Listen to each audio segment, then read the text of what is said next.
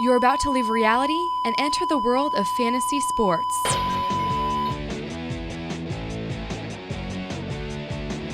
And now, from the Sports Center in East Hampton, New York. Sports!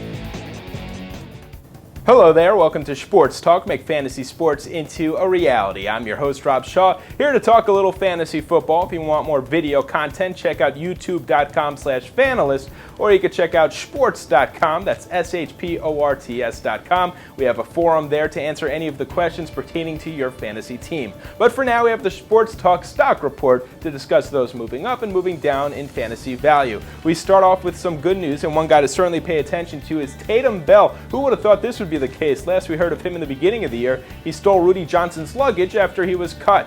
Well, these days he's back in Denver and he seems to have a starting opportunity. The fact is that injuries have decimated the team's backfield.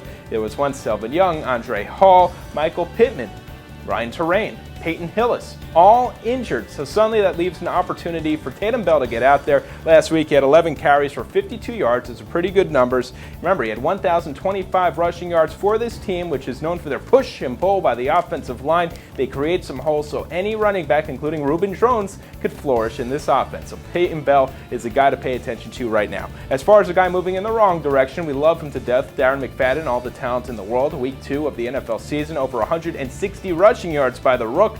Unfortunately, turf toe has plagued him since. This past weekend, 1 rush attempt for 0 yards. McFadden clearly number 2 to Justin Fargas for now. But again, this injury is clearly hurting him. He's going to have better points in the future, but for now, definitely do not start him.